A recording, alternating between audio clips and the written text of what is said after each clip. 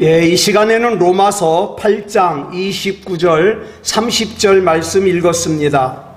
오늘은 로마서 29번째 시간으로 부제목은 복음의 4가지 개념입니다. 복음의 4가지 개념.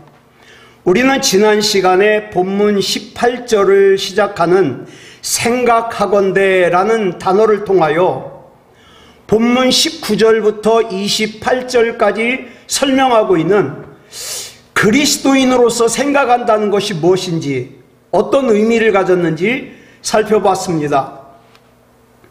오늘 본문에는 우리가 본문 로마서 1장부터 쭉 살펴본 내용이 압축되어 있습니다. 신학자들은 로마서를 구조적으로 크게 두 부분으로 나눈다고 합니다. 첫째 부분은 1장부터 11장까지로 무엇을 믿을 것인가, 교리적인 내용을 기록하고 있다고 합니다. 그리고 두 번째 부분은 12장부터 16장까지로 어떻게 살 것인가, 내가 로마서 1장부터 11장까지 배운 그 교리적인 내용대로 어떻게 살 것인가, 이런 것을 기록하고 있습니다. 그런데 로마서 9장부터 11장까지는 이스라엘에 대해서 설명하고 있기 때문에 엄밀하게 따지면 교리적인 내용은 8장에서 끝납니다.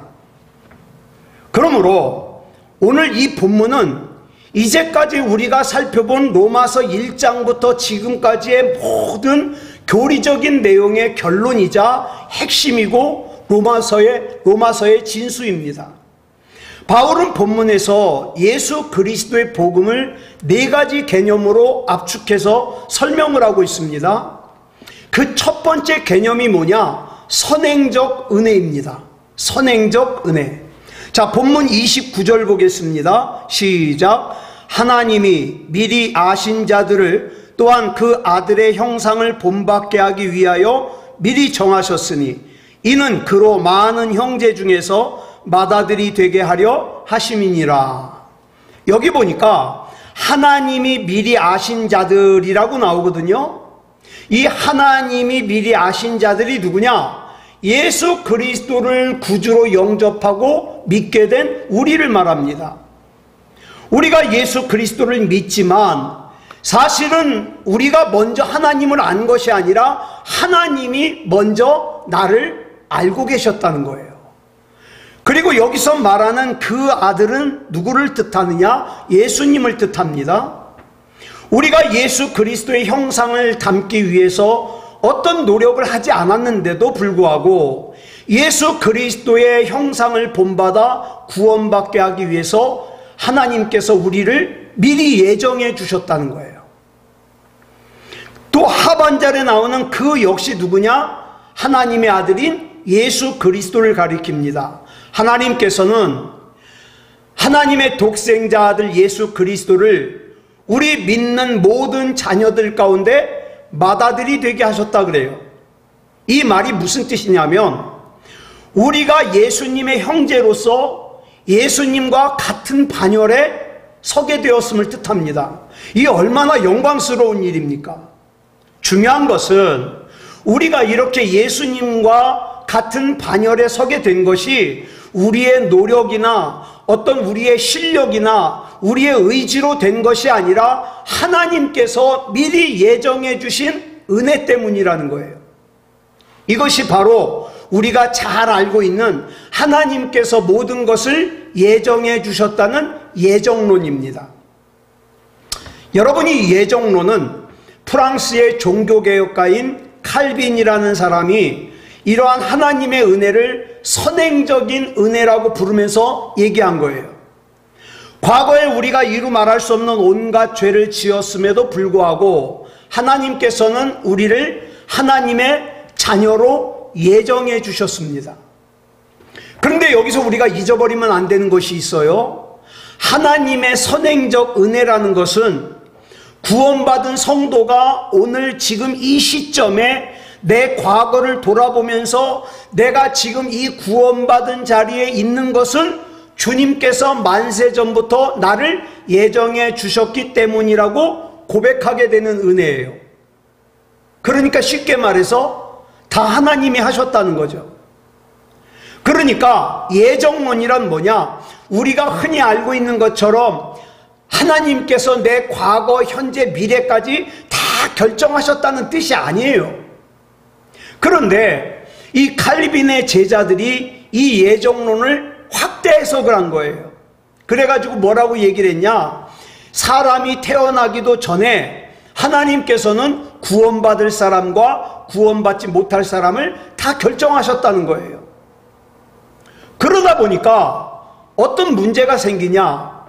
구원받을 사람은 어차피 구원받기로 예정돼 있으니까 마음대로 살아도 된다 그러고 마음대로 살아요. 구원받지 못할 사람 역시도 어차피 구원을 받지 못할 거니까 마음대로 살아도 된다고 생각해요. 그래서 심지어는 전도도 할 필요가 없다고 생각하는 거예요. 왜요? 어차피 구원받을 사람과 구원받지 못할 사람은 다 정해져 있으니까. 이런 딜레마 때문에 실제로 교회가 한때 무기력했던 때가 있었습니다. 교회사에서. 더 심각한 문제가 뭐냐? 구원받지 못하고 죽은 사람의 그 구원받지 못한 책임이 누구에게 있냐?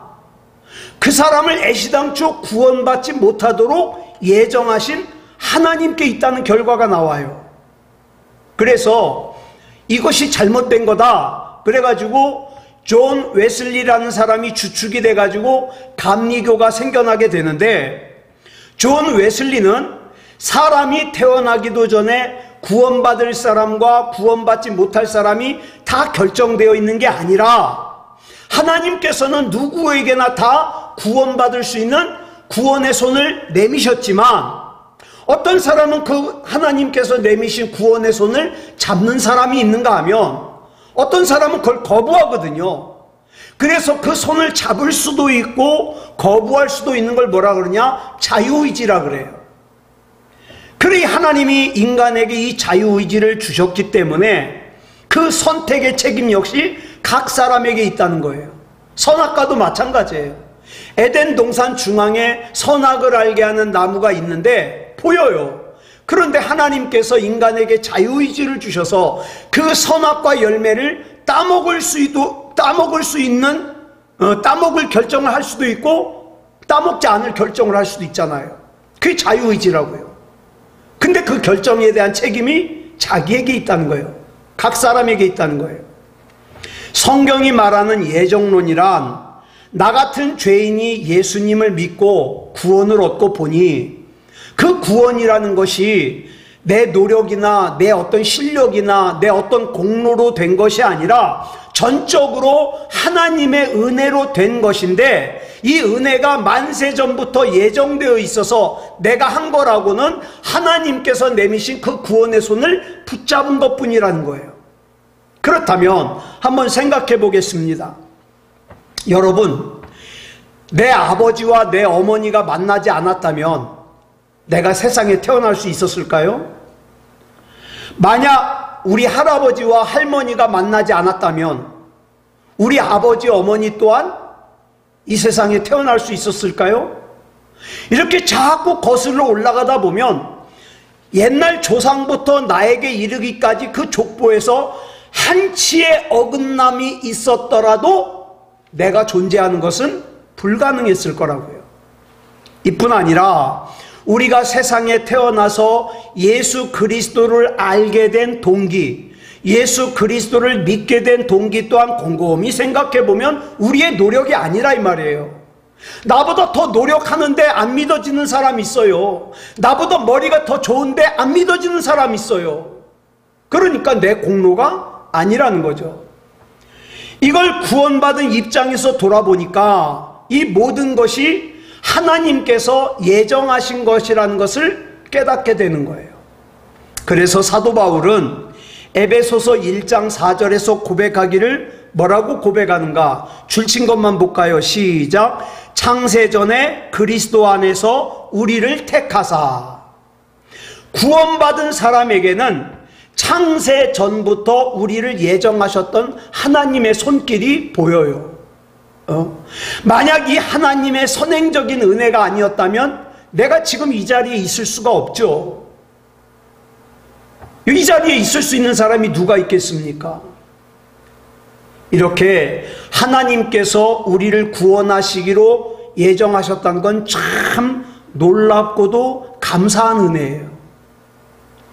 그 다음 두 번째 개념이 뭐냐? 복음의 두 번째 개념은 불가항력적인 은혜라는 거예요. 자, 본문 30절 보겠습니다. 시작. 또 미리 정하신 그들을 또한 부르시고 부르신 그들을 또한 의롭다 하시고 의롭다 하신 그들을 또한 영화롭게 하셨느니라. 자, 하나님께서 우리를 미리 예정하셨다 하더라도 불러주지 않으셨다면 우리에게 아무 일도 일어나지 않습니다. 이와 비슷한 일이 우리 일상생활에서 비일비재하게 많아요. 가령 어떤 사람이 부모님을 참 사랑해요. 그래서 부모님 살아계실 때 맛있는 것도 좀 드시게 하고 더 기운이 없어지기 전에 같이 여행도 하고 그렇게 마음 먹었어요. 그런데 당장 내 코앞에 있는 일들이 좀 바빠가지고 차일피일 미루다가 잊어버리게 되었어요. 그러던 어느 날 부모님이 돌아가셨습니다. 그래서 이렇게 돌아가실 줄 알았으면 미리 챙길 걸 하고 그제야 후회합니다. 아무리 마음으로 정했다 하더라도 실제로 부르지 않으면 소용이 없어요. 그런데 하나님께서는 우리를 예정하셨을 뿐만 아니라 실제로 불러주셨어요. 하나님께서 우리를 어떻게 불러주셨습니까? 그 불러주시는 방법은 사람마다 달라요. 그런데 크게 두 가지 특징이 있습니다. 첫 번째 특징은 각 사람의 체질에 맞게 불러주셔요. 사실 우리는 우리 자신의 영적인 체질을 잘 모릅니다. 그런데 하나님께서는 나보다 나의 영적인 체질을 더 잘 아셔요. 그래서 우리 각자의 영적인 체질에 맞게 우리를 부르십니다. 예를 들어서 어떤 사람이 다른 건 아끼지 않아요. 근데 권력을 너무 좋아해요. 그래서 마치 이 권력을 하나님 섬기듯이 하는 사람이 있어요. 그러면 하나님께서는 그 권력을 빼앗음으로 그 사람을 부르십니다. 또 어떤 사람은 사람이 굉장히 좋은데 다른 건 다 괜찮은데 돈을 너무 좋아해요. 돈. 그래가지고 돈을 하나님보다 더 섬기는 사람에게서는 그 사람의 돈을 빼앗음으로 그를 부르십니다. 네. 또 어떤 사람은 명예를 하나님보다 더 섬기는 사람이 있어요. 그러면 그 사람을 세상으로부터 온갖 모욕과 망신을 당하게 함으로 부르십니다. 가끔 뉴스나 신문을 보면 대단한 사람이 구속되는 모습이 나오잖아요. 예전에 들었던 얘기인데 여러분 그 개그맨 신동엽이라는 분 아실 거예요.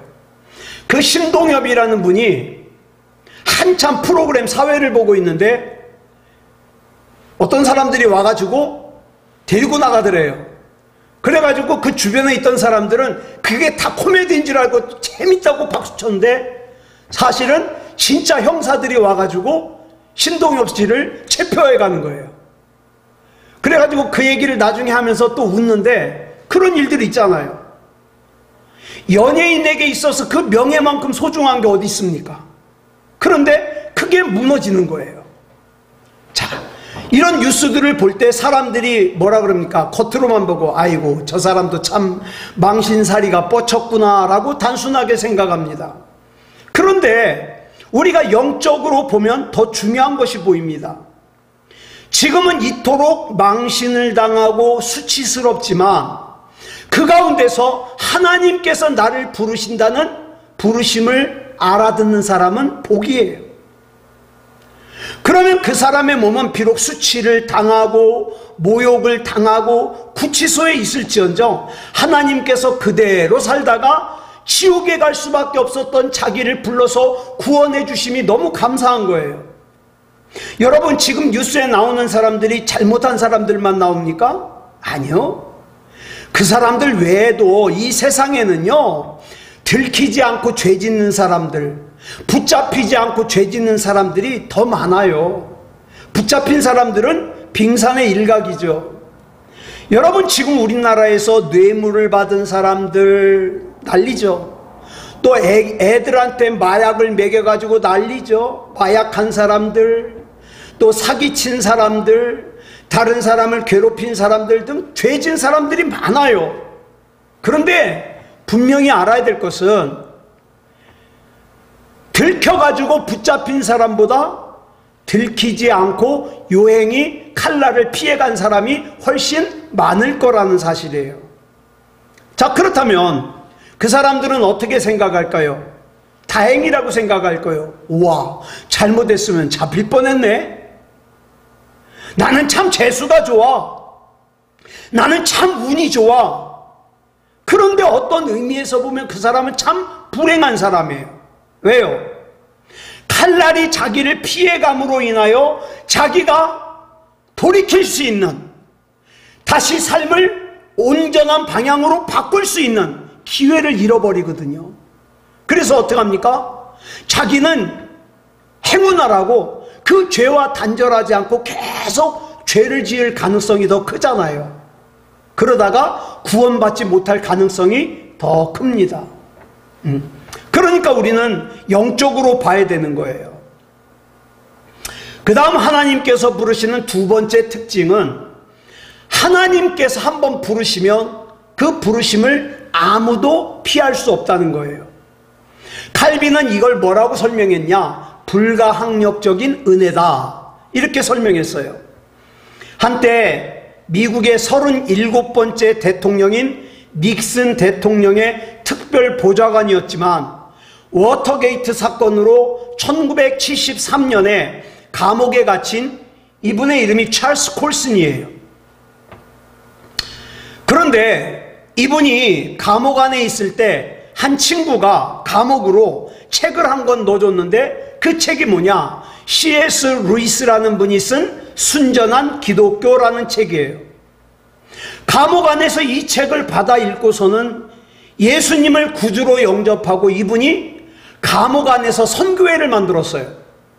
그래가지고 많은 사람들, 감옥에 갇혀있는 많은 사람들을 전도하다가 지난 2012년 4월 21일 오후에 80세의 나이로 하나님의 부르심을 받았습니다. 또 이와 비슷한 경우가 있어요. 이인수 전 대령이라는 분이 있어요. 예전에는 이분 사진이 인터넷에 좀 있었는데 오늘은 찾으려니까 없어요. 다 지워졌나 봐요. 이인수 전 대령님은 박정희 전 대통령의 비서로서 1961년 5.16 혁명이 일어났을 때 군인들은 다시 군인 본연의 자리로 돌아가야 된다고 말했다가 박정희 전 대통령에게 반혁명군자로 몰려가지고 감옥에 갇힙니다. 그래가지고 처음에는 사형 선고를 받았지만 나중에 무기징역으로 감형되었다가 결국 갇힌 지 12년 만에 감옥에서 나옵니다. 그런데 이분이 감옥 안에 있는 동안에 예수님을 구주로 영접하고 로마서를 전부 외워요. 1장부터 16장까지. 그런데 이때 이분과 같이 감옥에 갇혀 있던 사람이 누구냐? 요즘은 모르는 사람 많은데 저 어렸을 때만 해도 참 이 사람 이름 많이 들었어요. 1963년 10월 19일 강원도 인제에서 원한 맺힌 그 육군 중령 일가족을 갖다가 도끼로 다쳐서 죽였는데 나중에 알고 보니까 자기가 죽이려고 한 중령은 딴 곳으로 갔고 다른 곳에 있던 사람 가족이 왔는데 엉뚱한 사람을 다 죽인 거예요. 도끼로. 그래가지고 한때 도끼 살인마라 그래가지고 고재봉이라는 사람이 참 유명했어요. 이 사람이 감옥에 갇혀서도 누가 자기를 쳐다보기만 하면 잠잘 때 눈 파버린다고. 나는 어차피 사형 선고를 받았기 때문에 너 한 놈 더 죽이고 사형 선고 받으나 똑같다고 그러면서 막 눈 판다고 달려들어가지고 사람들이 곁에 가기도 무서워했던 사람이래요. 그런데 이 고재봉, 이 무서운 고재봉을 갖다가 이인수 대령님이 감옥 안에서 전도해가지고 이 고재봉이 사형 집행 받기 전까지 1800명을 감옥 안에서 전도하고 사형장에서 사형을 집행당할 때 부른 찬송가가 아까 우리가 예배를 시작할 때 부른 찬송가 279장이에요. 자, 우리 1절만 같이 불러볼까요? 시작. 인내하신 것에 주여 내가 비오니 죄인오라 하실 때에 날 부르소서. 주여 주여 내가 비오니 죄인오라 하실 때에 날 부르소서. 그래서 이 고재봉의 이야기를 갖다가 책으로 냈는데 그 책 제목이 뭐냐? 죄인 오라 하실 때 날 부르소서라는 제목이에요. 1984년도에 출간됩니다. 제가 신학생 때 이인수 대령님이 우리 학교에 집회를 하러 오셨어요. 그랬는데 정말 앞에서 로마서 1장 1절부터 줄줄 외우는데 진짜 외워요. 진짜 외워. 깜짝 놀랐습니다. 자, 이렇게 복음이 사람을 바꿔놓더라는 거죠. 여러분, 우리나라에서 단군을 하나님으로 섬기는 종교가 3개가 있습니다. 단군교, 대종교, 한월교. 그런데 이 중에 한월교 교주는 과거에 대통령 후보로도 나왔던 사람이에요. 그런데 이 사람이 나중에 자기가 하나님이라 그러다가 그 단군을 신으로 모시는 그 그룹에서 이단으로 제명해 버렸어요. 이게 결국 2개의 종교가 남았는데 단군을 신으로 섬기는 이 종교 중에 대종교는 규모가 그렇게 크지 않아요. 근데 단군교는 달라요. 단군교는 신도수가 약 100명, 10,000명이 넘었어요. 10,000명이. 그런데 이 단군교를 이끄는 교주가 누구였냐? 이분이었습니다. 김혜경. 여러분, 요즘 세상에 보면은 점치는 점쟁이들 중에 가짜가 많아요. 근데 이 김혜경이라는 분은 진짜 점쟁이였어요. 예? 이분은 진짜 귀신을 볼 줄 알고 진짜 점을 치는 사람이었어요. 이분 하는 얘기가 자기가 밤 12시가 돼가지고 다 기도를 하고 있으면 그때는 신인 줄 알았는데 나중엔 사탄막이라는 걸 알았대요.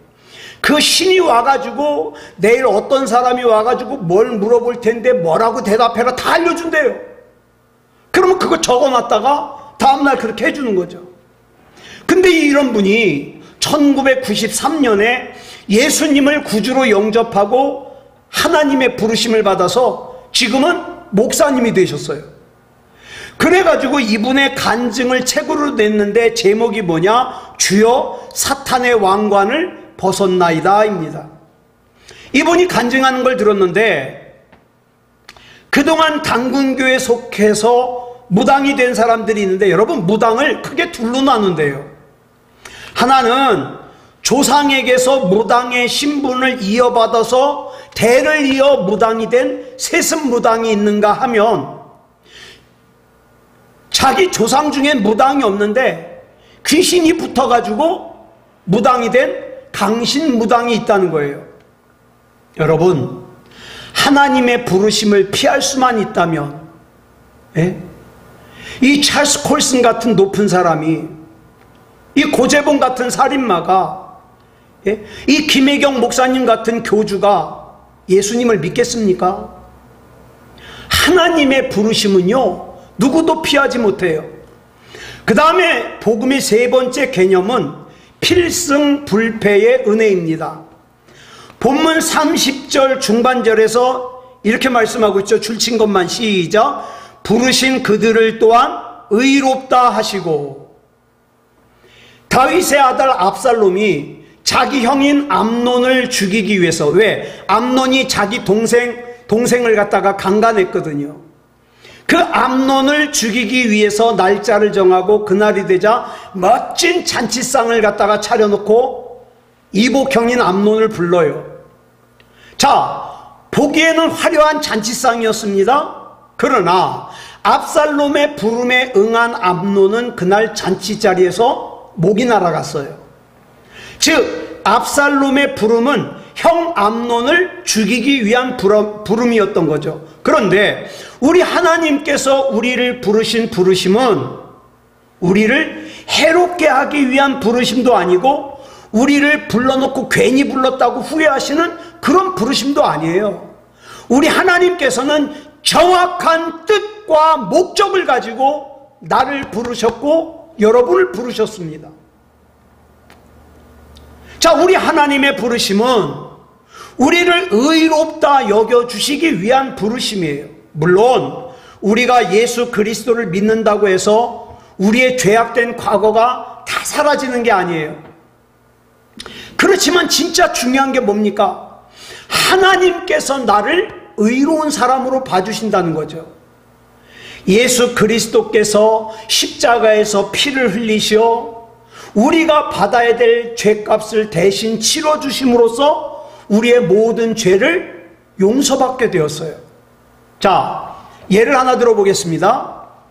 제가 어떤 사람과 싸우다가 잘못 쳐가지고 그 사람을 다치게 해가지고 감옥에 들어갔어요. 자, 그런데 감옥에 들어가서 예수님을 만나고 예수님의 예정된 은총, 불가항력적인 은총을 받고 내가 진짜 예수 믿는 사람이 돼가지고 감옥에서 나왔어요.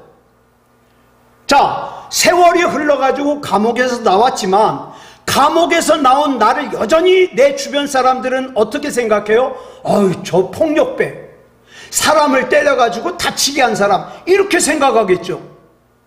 왜? 내 죄악된 과거를 기억하니까. 그러나 하나님은 나를 의롭다 여겨주셔요. 예수님을 구주로 영접하고 회개했으니까. 세상 사람들이 나를 뭐라고 손가락질하든 상관없이 하나님께서는 나를 의롭다고 인정해 주시는 거예요. 그리고 우리는 그것으로 충분하다는 거죠. 그래서 로마서 8장 33절을 보니까 이렇게 말씀하고 있어요. 시작. 누가 능히 하나님께서 택하신 자들을 고발하리요, 의롭다 하신 이는 하나님이시니. 이렇게 기록하고 있어요. 이 은혜를 가리켜 칼빈이 뭐라 그랬냐? 필승불패의 은혜라 그랬습니다. 내가 예수 그리스도를 진실로 의지하고 나의 구세주로 믿을 때 세상 사람들 다 모두가 나를 손가락질하고 나를 정죄하고, 너 같은 것이 무슨 예수를 믿냐고, 너 같은 것이 무슨 목사냐고, 너 같은 것이 무슨 장로냐고, 너 같은 것이 무슨 권사냐고, 너 같은 것이 무슨 집사냐고 다 나를 죄인이라고 비판한다 할지라도 나의 의로움은 불변이라는 거예요.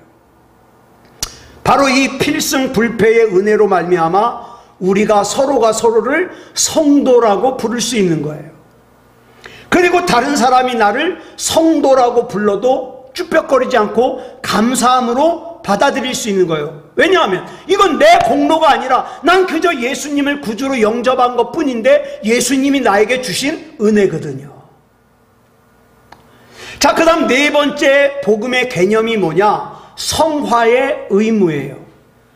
자, 본문 30절 하반절 같이 읽겠습니다. 줄친 것만 시작. 의롭다 하신 그들을 또한 영화롭게 하셨느니라. 여기서 영화롭게 하셨다는 것은 존재의 변화를 말하는 거예요. 주님께서 우리를 예정하시고 부르시고 의롭다 하심으로 우리가 영화로운 존재로 변화되었다는 거죠. 여기서 영화에 해당하는 헬라어 단어가 독사조예요. 독사조. 이게 뭐냐? 영광을 받다, 칭찬을 받다, 이런 뜻이에요. 다시 말해서 하나님께서는 우리를 의롭다 하시기만 한 것이 아니라 우리로 하여금 영광받을 존재, 칭찬받을 존재가 되게 하신다는 거죠. 이게 복음의 네 번째 특징이죠. 그래서 앞에서 말씀드린 예정과 부르심과 이신칭의, 즉 믿음으로 의롭다 칭함을 받는다의 이 단계까지 하나님과 나와의 관계라면, 이 마지막 네 번째인 영화롭게 하는 단계는 세상과 나와의 단계예요. 즉 주님 안에서 의롭다 칭함을 받는 저와 여러분이 새로운 존재로 변화되었기 때문에 새로운 존재로 변화된 저와 여러분은 세상으로부터도 칭찬을 받는 삶을 살아야 되는 거예요. 난 상관없어.